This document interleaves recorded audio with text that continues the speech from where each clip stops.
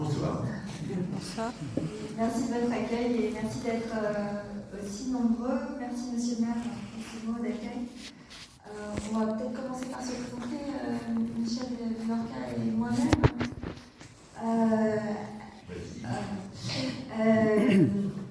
Alors, Chloé Corman, je suis écrivaine et je suis ici pour ce dialogue ce soir,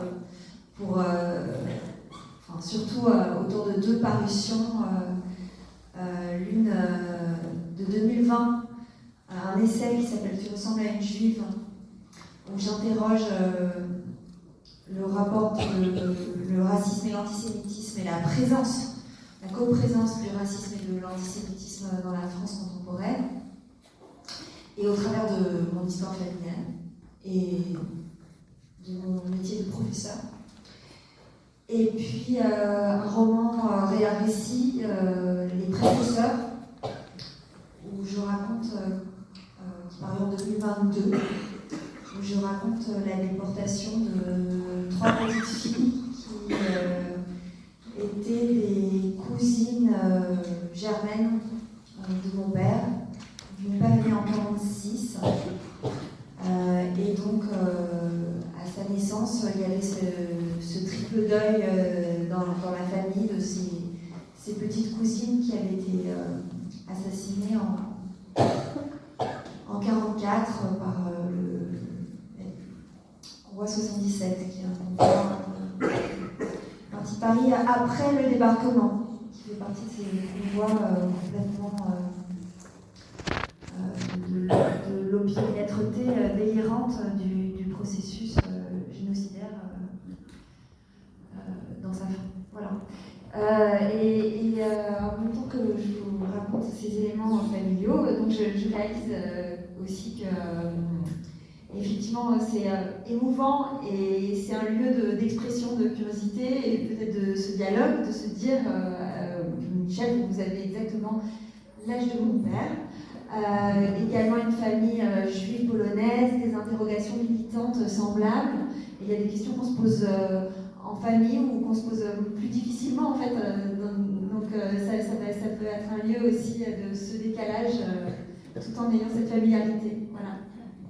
Bon, merci Chloé, merci Monsieur le maire. Bonsoir à tous. Et moi je suis très heureux d'être à Grenoble pour ce dialogue, parce que pendant la guerre, ma mère s'est réfugiée à Grenoble, en partie. Et je demandais au chauffeur qui est venu nous chercher si la confiserie des Alpes, où ma mère avait travaillé, existait toujours. Il semblerait que le nom au moins existe. Donc voilà, pour moi, donc Grenoble fait partie des sœurs familiales. Et là, je vais dire aussi à Monsieur le maire, une génération ne sait pas, effectivement, et en même temps, on a fait connaissance réellement dans le train tout à l'heure, on a pas mal bavardé, et je n'ai vraiment pas senti une différence de génération. Parce que le poids d'une histoire plus ou moins commune, est très lourd, et donc on se retrouvait dans beaucoup de choses. Beaucoup de choses. Donc on pourrait dire ça. Alors moi je suis un sociologue, et je vais vous dire aussi autre chose, ça fait partie des choses dont on peut parler. Je suis sociologue, je n'ai jamais caché que je suis juif, mais je n'ai jamais mis mon identité ou mon appartenance juive en avant dans ma vie publique, dans mes recherches. J'étais du côté des valeurs universelles. Donc, comme sociologue, j'étudie un problème ou un autre, et je n'avais pas à intervenir en tant que. Et avec ce qui s'est passé le 7 octobre 2023, je me suis aperçu, j'avais exagéré un petit peu, que j'étais un peu obligé de m'ethniciser. Et j'ai une sœur qui est très engagée aussi sur ces questions, qui m'a demandé de signer un texte en tant que juif de gauche. Et ça m'a fait un drôle d'effet.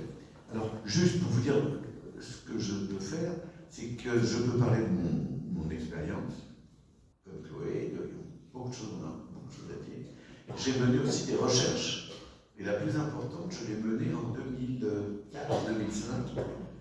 Il y en a eu 2 qui sont importants, avec toute une équipe de chercheurs. Et c'est la seule vraie recherche en France sur l'antisémitisme. Vous avez des sondages, vous avez des statistiques, vous avez donc une connaissance, on a tous une connaissance des préjugés ou des stéréotypes qui circulent. Il y a des gens qui analysent très très bien le discours antisémite. Mais moi je suis allé sur le terrain. Alors en antisémite. On en a tiré une forte enquête. Et ma deuxième expérience de recherche, j'en dis peut-être un mot maintenant, Chloé, si tu veux. Ma deuxième expérience de recherche, elle était d'une drôle de chose. Donc je vais faire un tout petit tunnel, si tu m'y autorises. Il y a 2 ans, 3 ans, j'ai voulu suivre comme sociologue la Convention citoyenne sur la fin de vie. Et donc j'étais observateur. Et j'étais dans le hall à 14h un beau jour où arrivent 5 ou 6 dignitaires religieux les plus importants du pays. Alors, l'archevêque de Paris, le président de la Fédération protestante, le grand rabbin, le recteur de la grande mosquée et encore un ou deux autres. Il faut que je connais un peu le recteur de la grande mosquée et le grand rabbin, donc je vais les saluer. Ils sont détendus. Ils ont une relation très agréable entre eux. Et donc je bavarde avec eux. Et je ne sais pas ce qui me passe par la tête. Je leur dis, vous êtes là pour nous présenter le point de vue de vos religions sur la fin de vie. C'était ça la raison de leur venue. Mais est-ce que vous connaissez l'histoire où les responsables religieux discutent de quand commence la vie? Alors ils me disent non. Puis le grand rabbin se marre et dit si, moi je la connais, allez-y Michel. Alors je la fais courte, c'est le lever de la soirée quand même. Alors je raconte l'histoire suivante, je la fais très courte. Ces genres d'histoire, il y en a plein. Un prêtre, un pasteur, un rabbin, qui sont en train de discuter pour savoir quand commence la vie. Alors le prêtre dit, nous catholiques, c'est très simple, dès qu'il y a conception. Le responsable protestant, le pasteur protestant dit, nous protestants, c'est un peu différent. Il faut qu'il y ait un début d'embryon, qu'il y ait un être humain déjà. Et le rabbin, nous, les juifs, c'est tout à fait autre chose. La vie commence quand le chien est mort et que les enfants sont partis. Alors on se marre. Et à ce moment-là, c'est ça que je voulais raconter. Et à ce moment-là, le grand rabbin dit, j'en ai une autre. Je vous laisse imaginer, on est au palais d'Iéna, dans un des hauts lieux de la République. Et le grand rabbin raconte l'histoire suivante. Je vous la fais très courte, il raconte bien, c'est un conteur. Il raconte l'histoire suivante, un prêtre, un pasteur, un rabbin et un imam, parce que maintenant dans les histoires, il faut mettre un imam, ce genre d'histoire. Un imam discute, sont dans une salle un peu glauque, en train de jouer aux cartes pour de l'argent.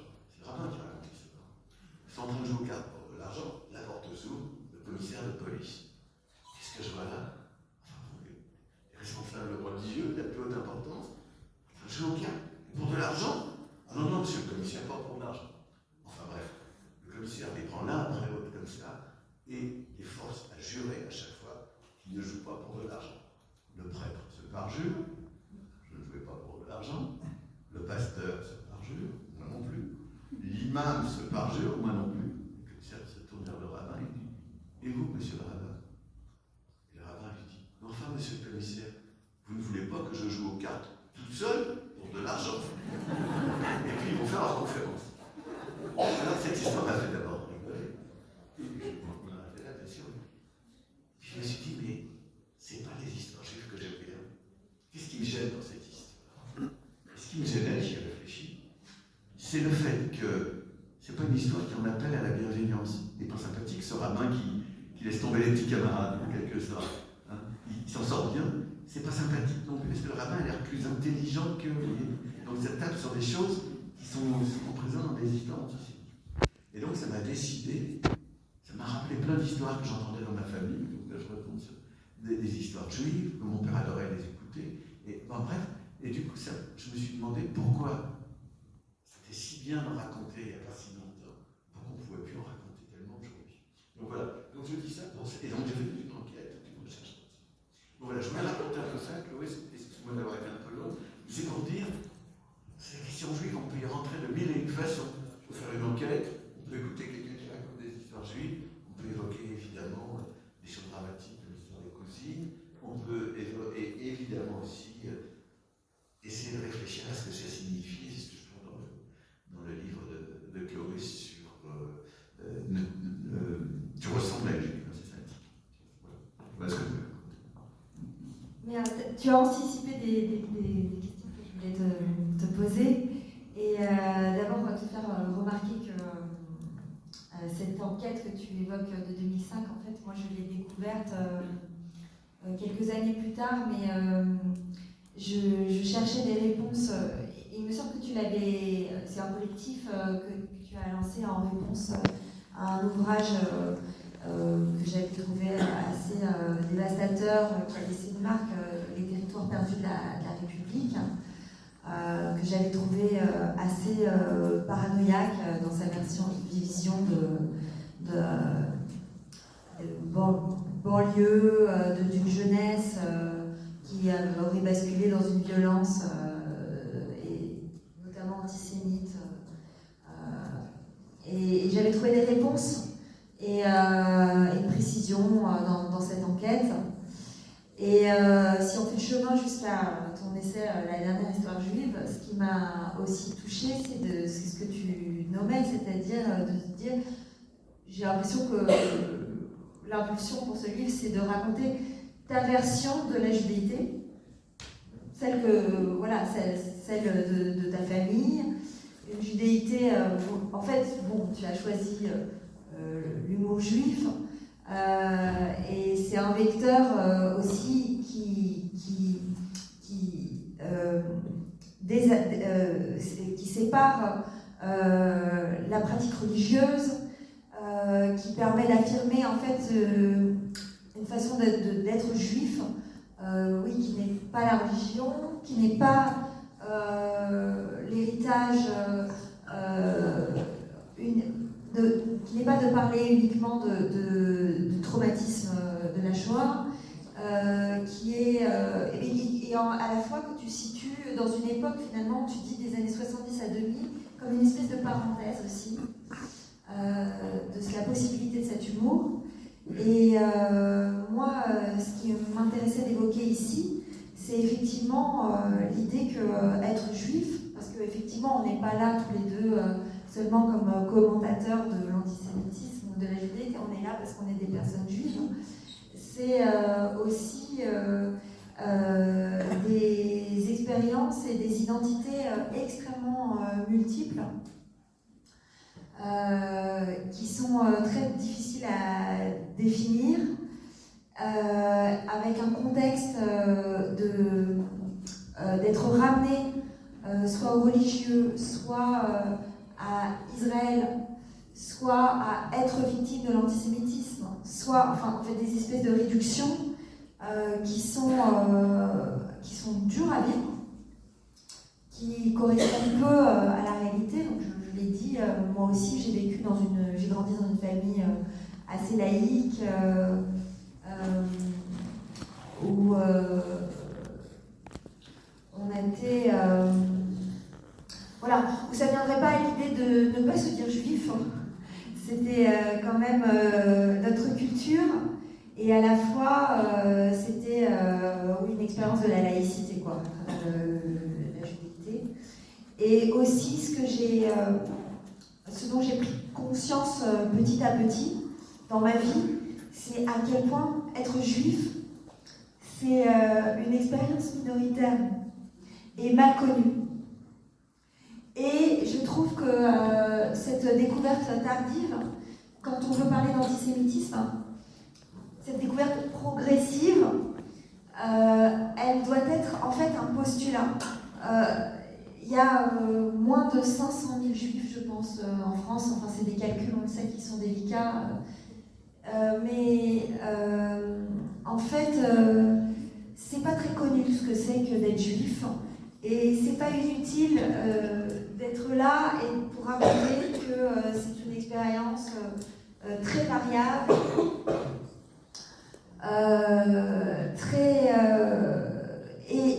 dans le dialogue sur l'antisémitisme et dans la lutte contre les préjugés, ce chiffre de moins de 500 000 personnes, cette réalité des éducations religieuses, des éducations moins religieuses, le poids de la Shoah, ou tu en parles dans ton livre, ou aussi l'expérience séfarade, qui est une autre histoire de l'identité juive. Enfin, finalement, cette infinie variation, elle est extrêmement importante à présenter dans un temps de préjugés, de réduction. C'est vraiment très important de l'avoir en tête, parce que de se dire c'est mal connu. Moi, comme prof, dans les années où j'étais prof, un jour ça m'a percuté.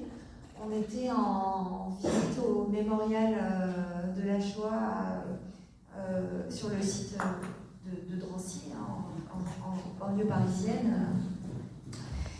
Et il y avait des internés qui avaient fait on a retrouvé des graffitis des internés déportés et qui avaient dessiné un homme portant la Torah et une kippa.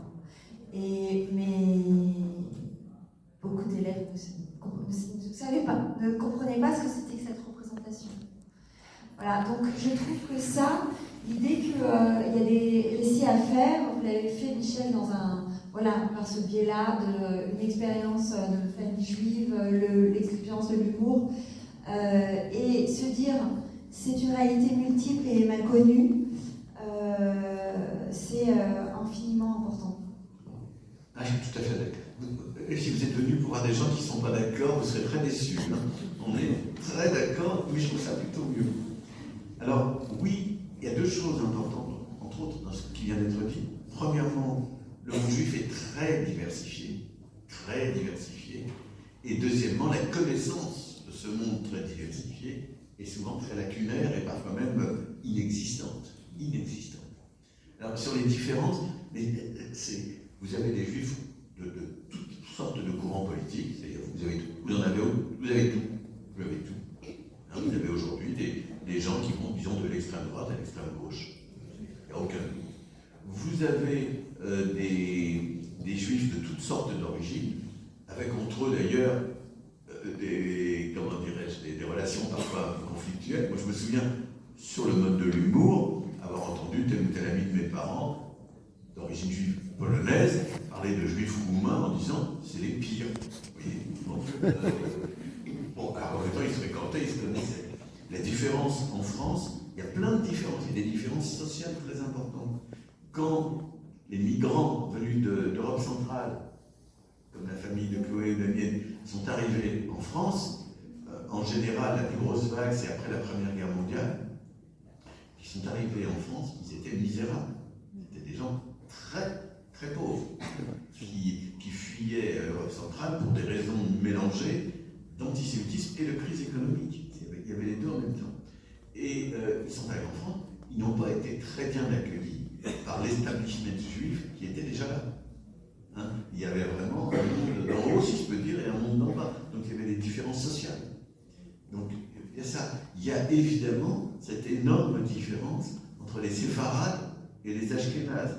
En gros, et je simplifie, c'est pas tout à fait le même rythme, enfin, quand même les différences sont quand même minimes, mais c'est surtout l'origine. En gros, en France aujourd'hui, les juifs séfarades, c'est essentiellement des juifs venus d'Afrique du Nord, bien essentiellement, mais pas seulement. Par exemple, Edgar Morin, que beaucoup d'entre vous connaissez, il est séfarade, il vient de Salonique. Vous voyez, donc c'est d'un côté les juifs du sud du bassin méditerranéen, et puis il y a les juifs ashkénazes.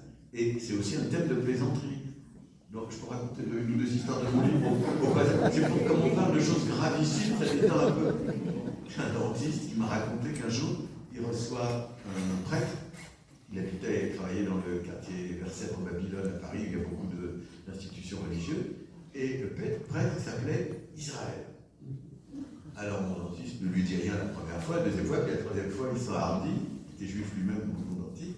Et il dit au prêtre, mais vous appelez Israël et vous êtes prêtre, c'est contradictoire. Il dit, pas du tout. Juste avant la guerre, oui, je suis juif, il m'appelle Israël, et juste avant la guerre, j'ai eu la foi, et j'ai décidé de faire le petit séminaire, etc., de rentrer dans les ordres, et voilà. Mais je reste juif, bien sûr, Israël, c'est mon nom.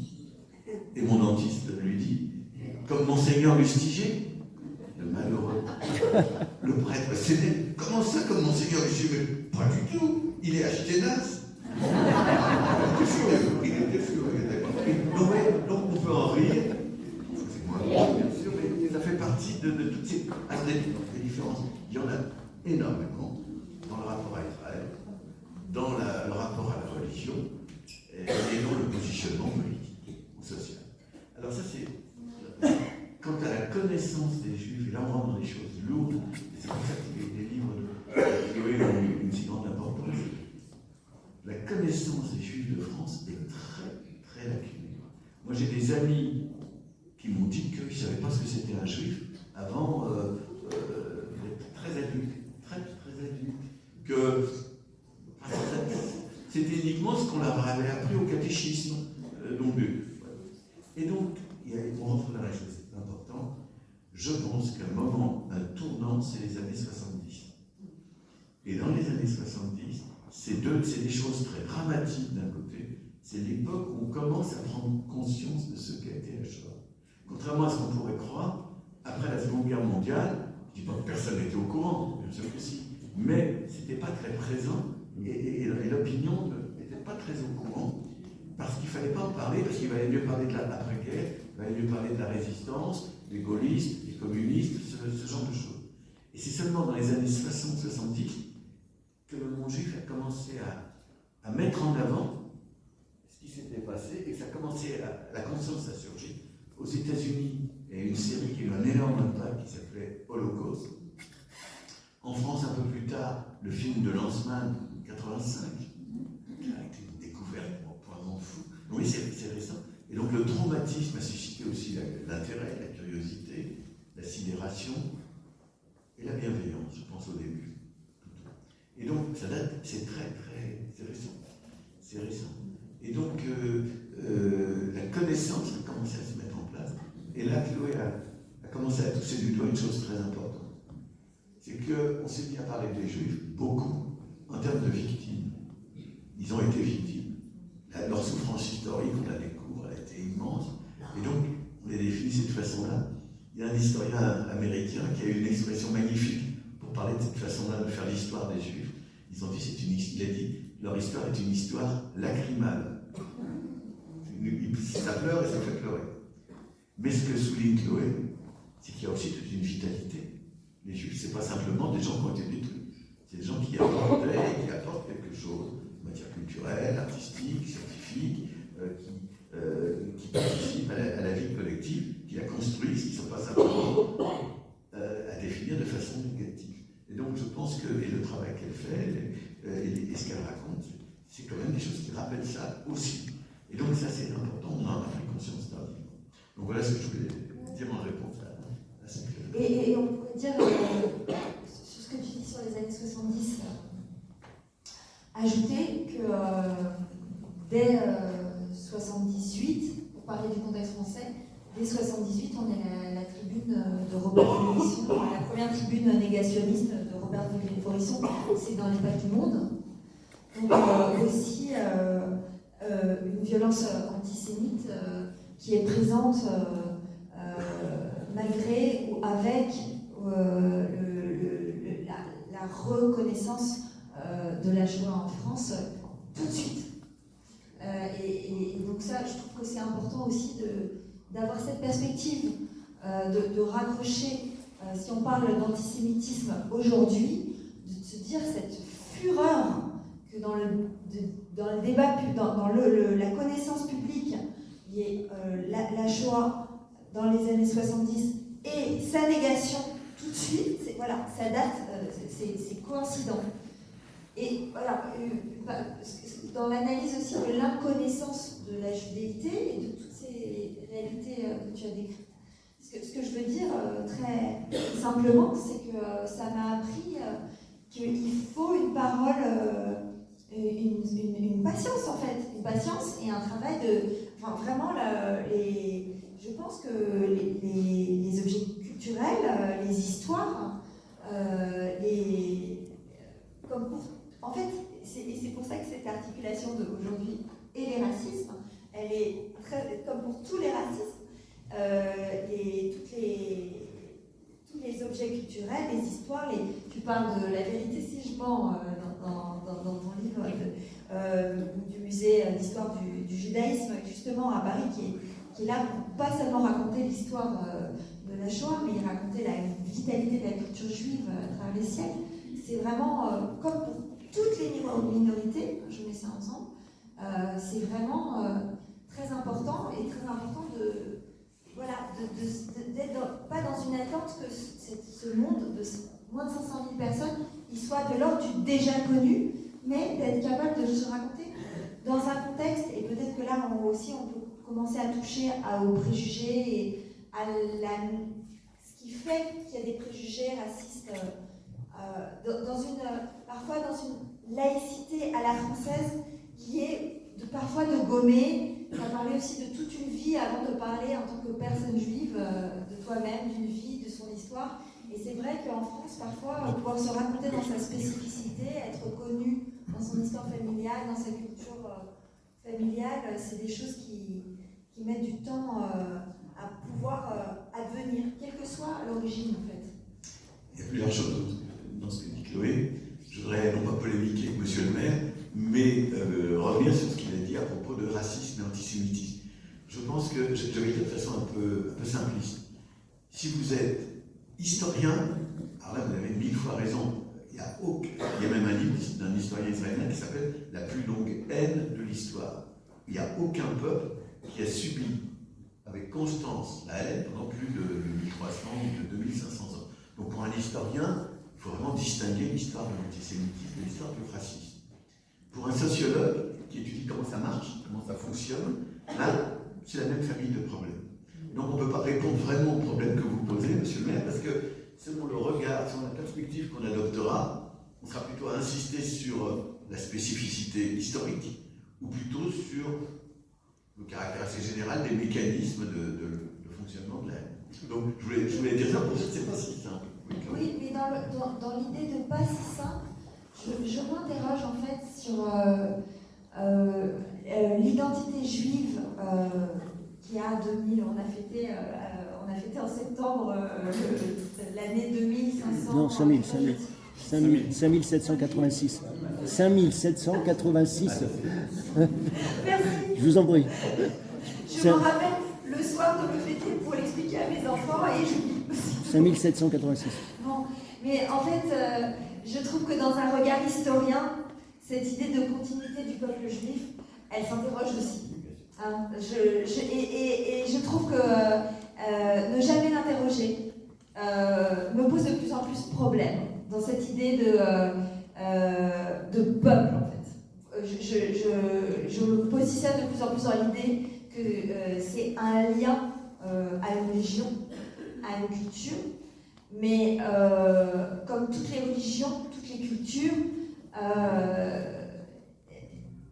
il n'y a pas ça ne peut pas être un phénomène anthropologique à part, à moins de rentrer justement dans une racialisation qui me pose problème, de se dire, bah oui, il y a eu des générations successives qui ont adhéré plus ou moins à un credo religieux et qui se sont éloignés, qui se sont réappropriés, voilà. Et le peuple, il y a cette différence qui est narrative en fait, qui fait partie de la Bible, où il y a l'histoire d'un peuple juif, et ça fait partie de la liturgie, du texte vers lequel on se réfère, ce peuple juif.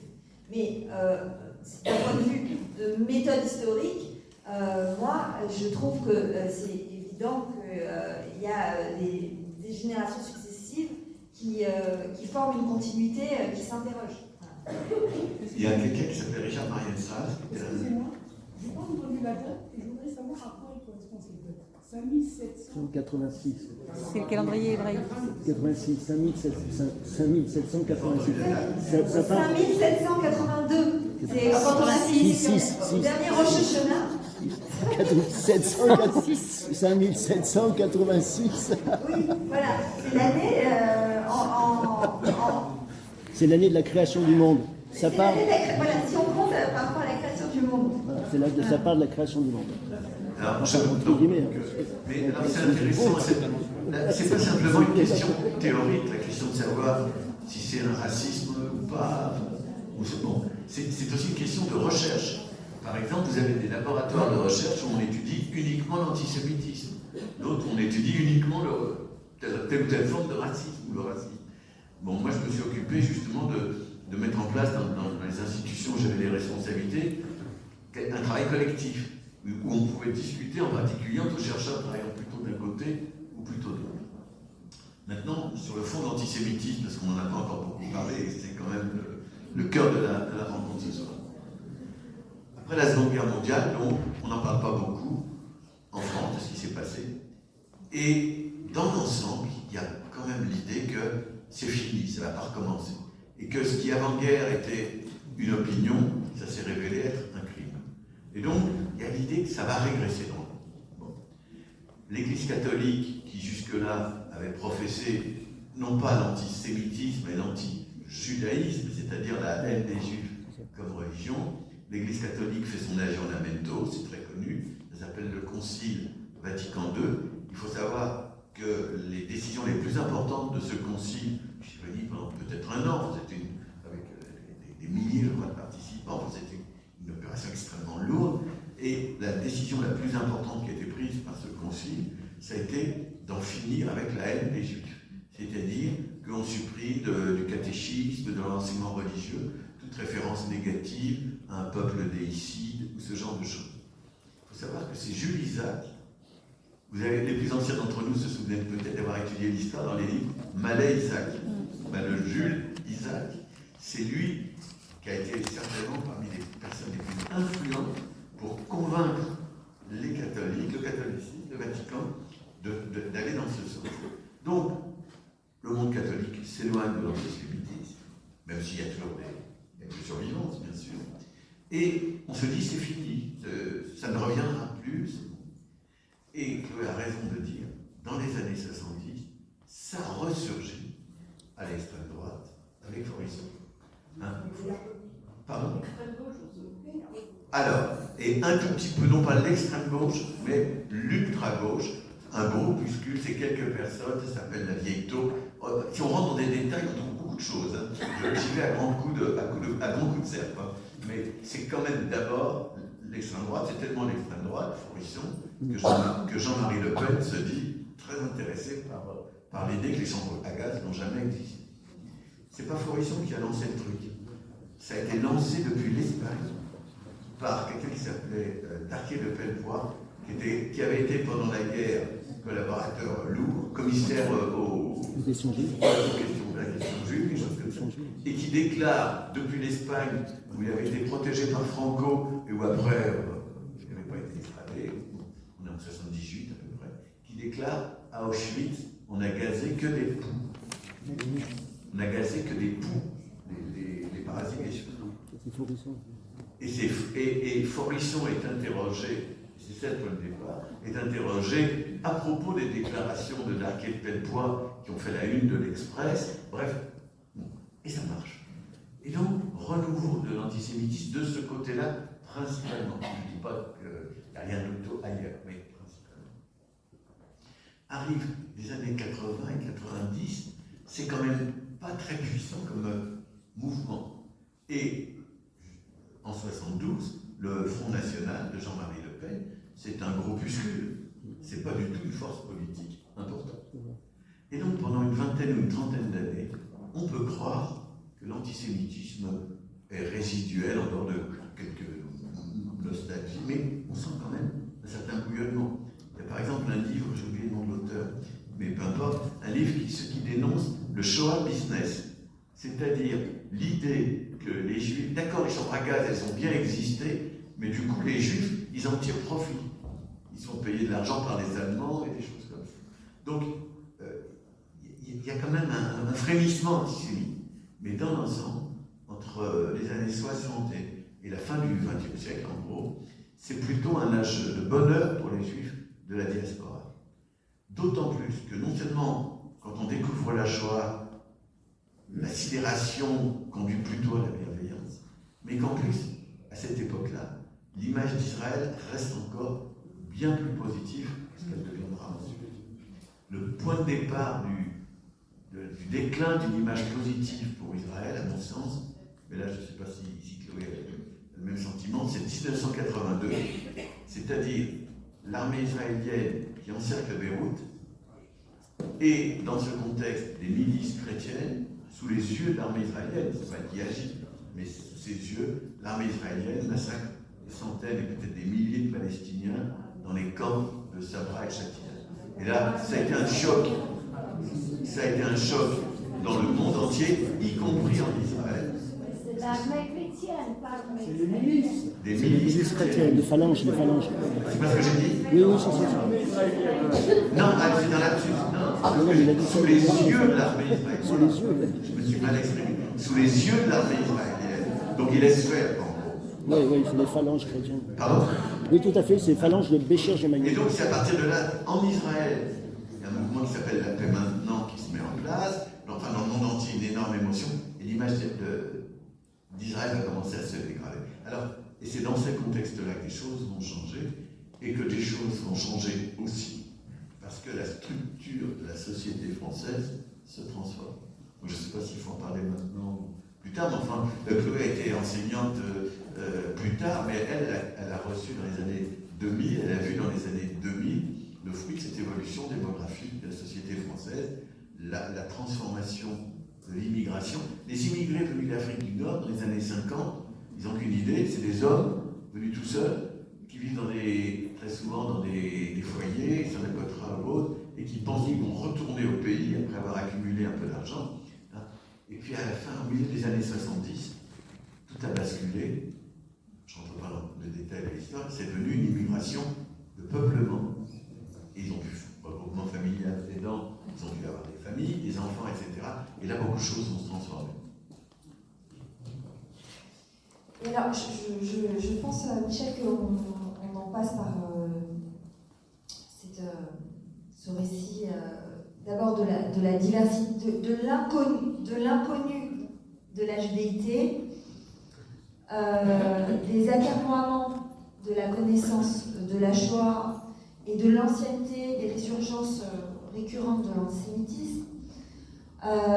Aussi, pour en venir, et on a parlé aussi de vagues de migration qui font partie de ces identités juives multiples, je pense que ça nous amène aussi à quelque chose qui nous rassemble, c'est ce qu'on appellerait aujourd'hui la convergence des luttes, et peut-être la conviction partagée que pour lutter contre l'antisémitisme, et moi j'y vois des raisons, premièrement morales et aussi stratégiques, de comment faire politiquement,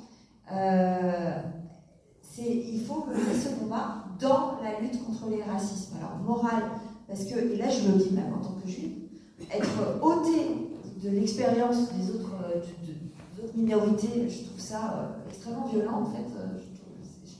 Ça me fait violence, moi, d'être un cas à part. Et puis stratégique parce que c'est évident que de ne pas s'occuper d'expériences partagées, de discrimination, de stigmates, etc., mais de particulariser, c'est une seule minorité qui plus est, on l'a dit, était très éclatée, c'est un problème. Alors, j'ai une question pour vous, finalement, est-ce que vous pourriez nous faire le récit, vous l'avez fait un petit peu, tu l'as fait un petit peu dans le train tout à l'heure, des expériences communes en fait, de lutte antiraciste et contre l'antisémitisme qui étaient communes dans ta carrière, dans ta vie militante.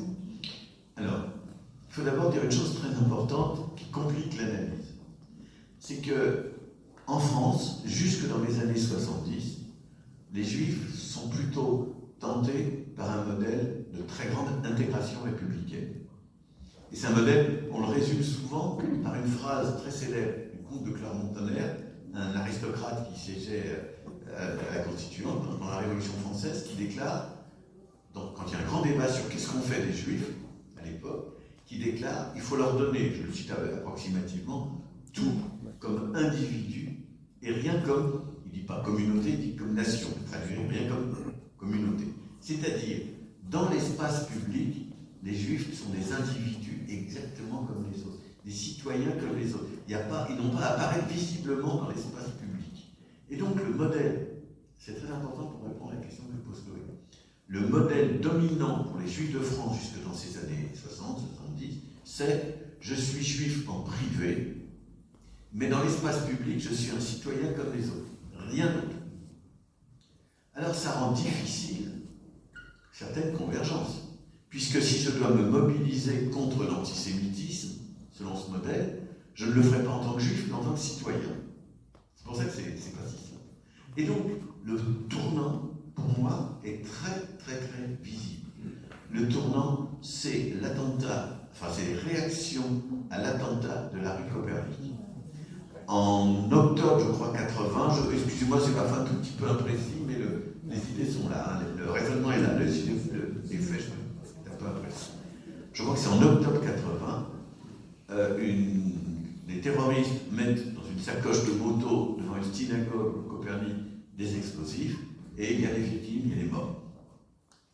Et énorme émotion, tout le monde, sauf de très rares observateurs, tout le monde est persuadé que c'est l'extrême droite qui vient d'agir. On accuse la FAN, un groupe exclu d'extrême droite, et dans ce contexte, une énorme manifestation.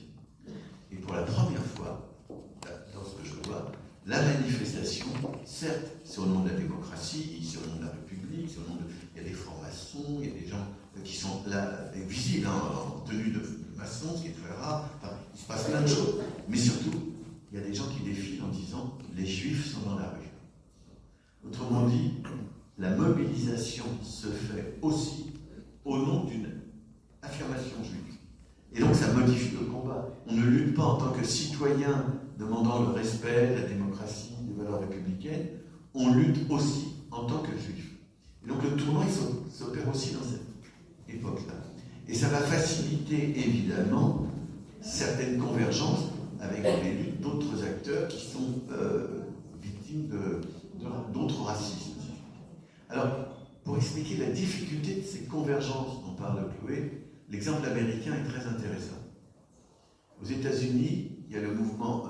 les Juifs sont discriminés, c'est jusque dans les années 60. Après, c'est fini. Donc, dans les années 50, ils commencent déjà à s'émanciper, disons. Et dans les années 50, il y a le mouvement pour les droits civils. Pour les droits civiques, civil rights. Et dans ce mouvement, avec d'énormes manifestations, il y a des Juifs très présents et très actifs. Surtout des Juifs du nord des États-Unis. Et donc là, il y a une convergence entre un mouvement noir qui demande des droits civils, donc qui ne dit pas on veut être reconnu comme noir, qui dit on veut bénéficier des valeurs universelles, et une présence juive. Et puis ensuite, les autres se sont souvent plus ou moins séparés. Et il y a eu des tensions considérables entre le monde noir et le monde juif. C'est une histoire très compliquée, et il y a même de l'antisémitisme noir très visible, avec des choses parfois très paradoxales. Donc c'est pour dire que c'est des combats qui se rapprochent, qui s'éloignent, qui se rapprochent, qui s'éloignent. Alors, moi j'ai toujours été du côté, je vais le dire comme ça, c'est pas l'idée de convergence des luttes, c'est l'idée, pour moi, de combats qui ont une valeur universelle, même s'ils sont menés à partir d'un particularisme qui est affiché. C'est ça qui m'intéresse. Et j'ai retrouvé cette idée dans un mouvement qui a été souvent mal présenté, puis ensuite ils ont d'ailleurs pas mal dérivé, c'était le mouvement noir du CRAN. Je ne sais pas si certains se souviennent, Conseil représentatif des associations noires de France, qui a été créé il y a juste 20 ans, qui n'est pas du tout un mouvement communautariste noir, c'est un mouvement qui dit nous on est contre les discriminations, mais on se mobilise à partir du fait qu'on assume le fait d'être noir.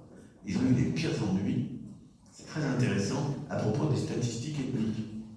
J'en dis un mot parce qu'on croit qu'on n'a pas le droit du tout d'en faire, et donc il n'y a pas de statistiques ethniques sur les juifs. C'est faux. Il y a des travaux de démographie extrêmement sérieux, qui datent déjà d'assez longtemps. Il y avait deux sociologues très connus qui étaient spécialisés dans ces travaux. C'est une de mes collègues que j'ai bien connue qui s'appelle Doris Ben-Simon, et un démographe qui vit maintenant en Israël, qui s'appelle Della Pergola. Ce sont des démographes, des sociologues, qui ont compté les juifs et qui ont publié des données statistiques dans des revues spécialisées de démographie. Et il y a eu ensuite d'autres travaux d'un autre démographe qui s'appelle Eric Cohen, qui est mort il y a quelques années. Donc, on compte les juifs. Et donc, ce qui est des choses qu'on ne dit jamais dans le débat public quand on est contre les statistiques ethniques. Et le chiffre de 500 000, je ne sais pas pourquoi, c'est toujours le même qui est avancé. Bon, je pense que des vrais travaux aujourd'hui, il y a longtemps qu'on n'en a pas fait, indiqueraient autre chose. Je ne sais pas quoi d'ailleurs, mais autre chose. Alors voilà, je voulais dire ça. Et donc moi j'ai soutenu le mouvement du CRAN. J'ai trouvé que c'était intéressant.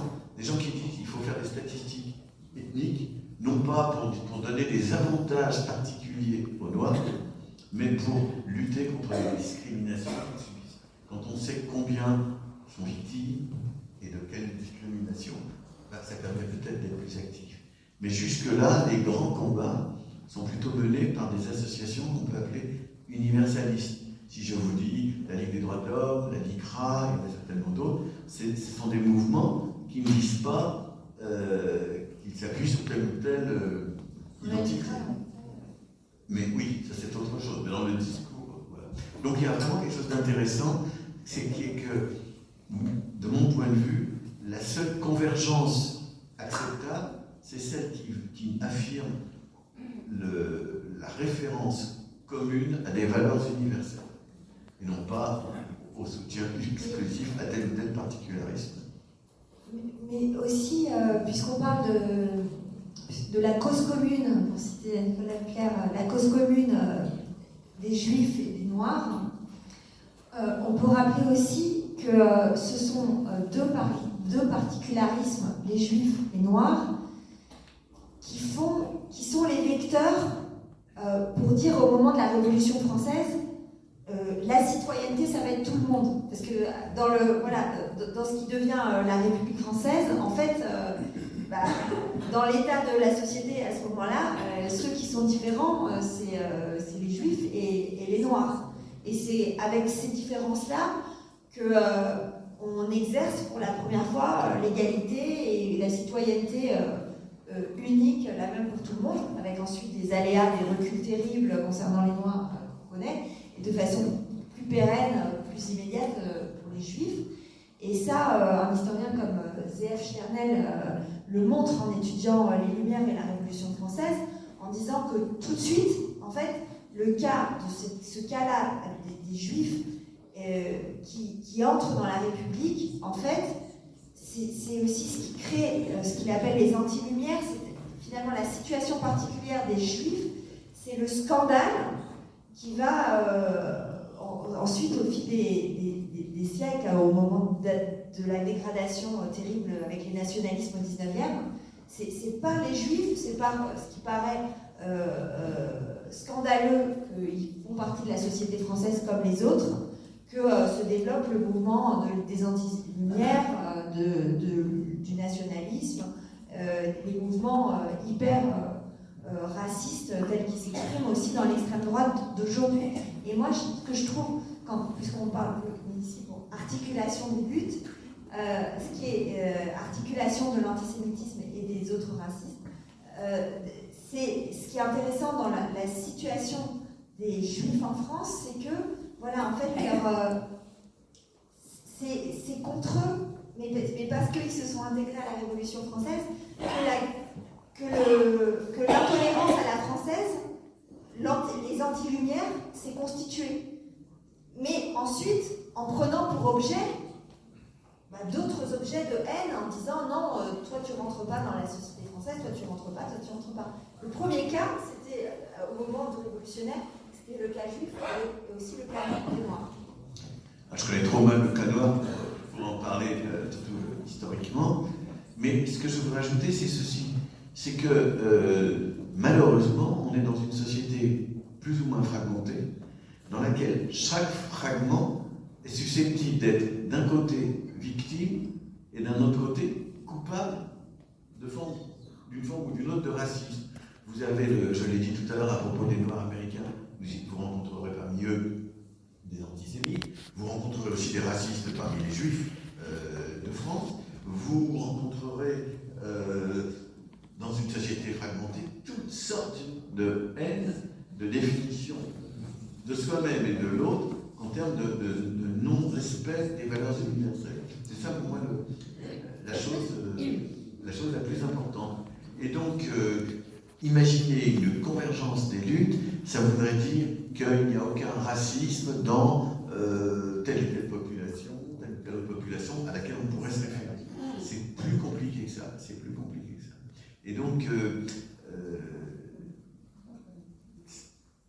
comment le dire, c'est des combats difficiles difficiles à mener dans leur spécificité et encore plus difficiles à mener s'il s'agit de fédérer beaucoup de monde, parce que derrière tout ça, on est dans un monde où les identités s'affirment, s'affichent, qu'elles soient juives, noires. Je me souviens de le président Ducran qui disait ne tournez pas autour du pot, dites que je suis noir. Bon, bref. Bon. Et où aujourd'hui, évidemment, les questions se compliquent. Alors, je suis désolé de compliquer le paysage, mais les questions se compliquent aussi parce que le racisme n'est pas seulement défini en termes biologiques de race, mais aussi devient quelque chose qui devient religieux. Est-ce qu'on est la haine est religieuse, elle n'est pas forcément biologique. Si vous dites je n'aime pas les juifs, on ne sait pas si vous ne les aimez pas pour des raisons religieuses, ou si parce que vous pensez qu'ils forment une race, ou parce que vous pensez qu'ils sont solidaires du gouvernement israélien dans une période où il est impossible, ou presque impossible, d'afficher une solidarité avec le gouvernement israélien. Enfin, on rentre dans des choses qui sont tellement compliquées qu'on voit surgir un peu partout des anti-mouvements, ou des anti-lumières, mais pas seulement du côté de l'extrême droite, on en voit aussi, quelqu'un laissait entendre tout à l'heure la vieille taupe et de l'ultra-gauche. Il y a aussi un peu partout ces risques de radicalisation et donc d'incapacité à dire que mon combat, et je vais citer quelqu'un que Chloé cite aussi, que mon combat peut être particulier et avoir valeur universelle. Chloé, dans un de ses livres, cite une phrase magnifique de Frantz Fanon. Frantz Fanon, c'est ce psychiatre antillais qui était venu rejoindre la révolution algérienne, le FLN, et qui a une phrase magnifique. Il dit, j'avais un prof, je le cite de mémoire, Chloé, j'avais un prof qui nous disait, donc aux Antilles, à une classe où il n'y avait que des enfants noirs, si tu entends dire du mal des Juifs, dresse l'oreille, c'est de toi que l'on parle. Alors moi je suis avec Fanon dans ce cas-là. Frantz Fanon. Frantz Fanon. C'est ça la phrase, je l'ai pas Oui, c'est ça. Bon, c'est une très belle phrase. Ça veut dire le racisme anti-juif ou anti-noir, tout ça, c'est du racisme. Bon. Oui. Est-ce que je peux poser une question? Ah, bien sûr. Oui, remarque. Par rapport à ce que vous avez dit, moi je ne pense pas que le racisme religieux, surtout au XXe siècle et tout ça, soit dû à des raisons religieuses. Parce que la principale idéologie raciste, c'est quand même Hitler. Hitler, il n'a jamais parlé de religion juive. Parce qu'il en voulait aux juifs parce que pour lui, c'est une race inférieure. Alors, donc, voilà. je vais vous répondre historiquement, et là il faut... J'ai encore une autre remarque. Mais on aura un moment de discussion, mais là je vais clarifier les choses tout de suite. L'antisémitisme, le mot antisémitisme a été forgé, en tout cas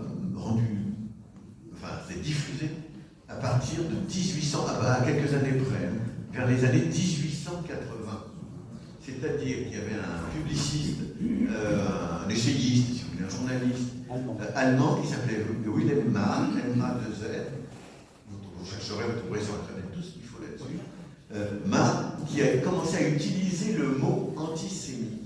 Et il faut bien voir le contexte mondial de l'époque. C'est l'époque où les théories racistes ou raciales en général prospèrent. Donc c'est l'époque où on commence à classer les races humaines, à dire qu'il y a telle et telle race, et évidemment on les classe pour les hiérarchiser. Bon, c'est à cette époque-là que on met les juifs comme une race, de la même, une race un peu spéciale, mais quand même.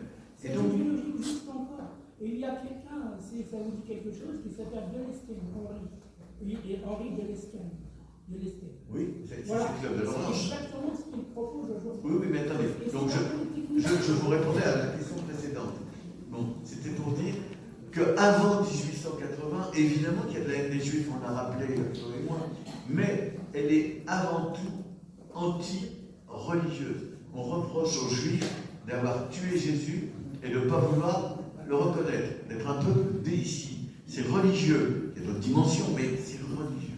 Le seul épisode biologique, si je peux dire, qui précède Wilhelm Marr et l'invention de l'antisémitisme comme forme dominante de la haine des Juifs, il y a un épisode qui n'est pas négligeable et qui ne nous concerne qu'accessoirement, c'est l'Inquisition, c'est en Espagne ce qu'on a appelé les statuts de pureté du sang. Ça, c'est très intéressant. Les Espagnols et les Portugais aussi virent les Juifs en 1492 et ensuite, mais un certain nombre de Juifs peuvent rester à condition de se convertir. Mais les gens vont dire, oh, ils se convertissent, mais leur sang n'est pas le même. Pureté du sang. Et les gens qui disent ça, en fait, c'est des gens qui, c'est des problèmes sociaux de qui va accéder à certaines fonctions en Espagne ou dans les Amériques. Et donc, là, il y a un moment où on traite les Juifs comme une race, d'une certaine manière, les biologiques. Mais sinon, jusque 1880, c'est pas tellement l'idée de race que l'idée de religion. Ensuite vient l'idée de race, vous avez raison, et Hitler, il est le sommet de tout ça, vous avez raison, mais cette idée de race, elle ne veut pas dire forcément qu'on se débarrasse des autres aspects. Vous pouvez très bien considérer que les Juifs, c'est une race, et que c'est une religion. Je veux dire, les deux, j'ai envie de dire fromage et dessert, l'un, et ça va se mélanger. Voilà.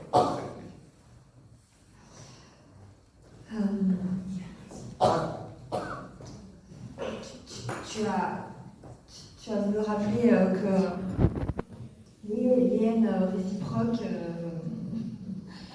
évidemment existent et la complexité du paysage, mais je pense que on est là ce soir aussi pour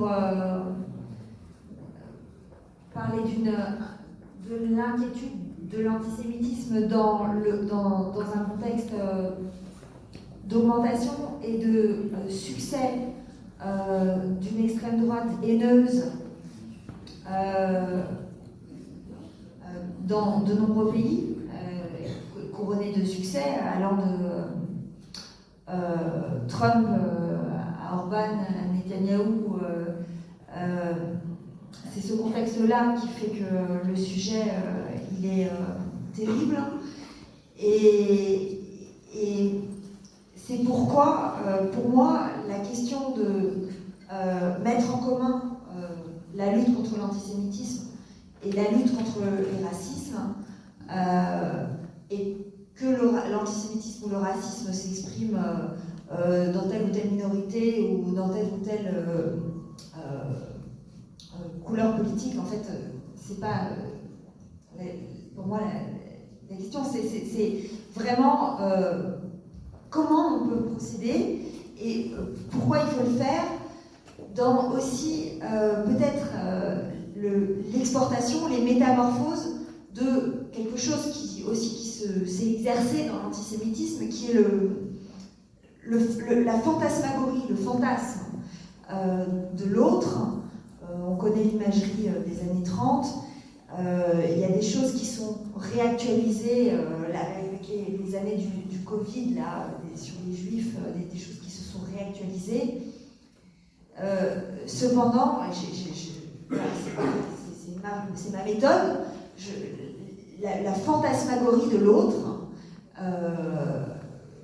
il est important de dire qu'elle s'entraîne, elle se teste dans l'antisémitisme, elle prend d'autres formes. Aujourd'hui, je trouve que le grand remplacement, c'est du fantasme raciste qui est du même ordre. Les vecteurs historiques, il faut aussi les connecter à l'histoire française, avec la Shoah telle qu'elle a eu lieu en France, avec une dimension d'extrême vulnérabilité des Juifs étrangers, et les Juifs français absolument victimes, mais les Juifs étrangers massivement beaucoup plus vulnérables. Et l'autre élément historique, la guerre d'Algérie et son cortège de fantasmes racistes. Et donc ça, voilà, dans ce contexte de l'extrême droite mondiale et son succès, pour moi, parler d'antisémitisme, c'est parler d'une espèce de forme extrême de l'intolérance qui est celle du fantasme, qui est celle du désir de mise à mort. Et c'est ça qu'il faut partager d'urgence pour s'en occuper avec tous ceux qui sont fabriqués comme autres dans ce contexte des extrêmes droites et des discours de haine, là, dans ce 2025 là, qui se termine. On fait des signes, mais je ne comprends pas très bien. On va passer aux questions. Alors, avant de passer aux questions, j'aurais, si on est d'accord, vous indiquer quel est, à mon avis, aujourd'hui, en quelques phrases, le paysage politique et social de l'antisémitisme en France aujourd'hui. On a une image claire de ce dont on parle, qui fait qu'il y a beaucoup d'inquiétudes, et elles sont fondées chez les Juifs de France. Je vais aller très très vite, mais je crois que c'est bon d'avoir une image un peu synthétique à ce stade de nos échanges, et ensuite on ouvre la discussion, bien sûr. En gros, vous avez une extrême droite dont les responsables, je parle de l'extrême droite institutionnelle, celle du Rassemblement national, dont les responsables déclarent qu'ils en ont fini avec l'antisémitisme congénital du Front National, celui de Jean-Marie Le Pen, et qu'ils aiment bien Israël. Alors, ça ne veut pas dire que l'antisémitisme ait disparu de ce côté-là du spectre politique. Ça veut dire, je ne mets pas en cause du tout la sincérité d'ailleurs de Marine Le Pen, mais ça veut dire que de ce côté-là de l'échiquier politique, l'antisémitisme n'est plus au cœur d'une visée politique, n'est plus au cœur des dynamiques politiciennes. Ça n'est pas là-dessus qu'on va faire campagne, si vous voulez. Mais ça ne peut pas dire tout que ça disparaît, premièrement, de la base, de l'électorat, de l'appareil, de ce parti, de cette force politique, et surtout, ça ne veut pas dire qu'il n'existe pas, par ailleurs, appelons ça une ultra-droite, des gens qui sont d'extrême droite, sans se reconnaître dans cette extrême droite institutionnelle, et qui, eux, souffrent de l'antisémitisme, en veux-tu, en voilà. On voudrait citer le nom d'Alain Soral, qui inonde, quand il le peut, les réseaux sociaux, de diatribes très fortement antisémites. Ça, c'est une chose.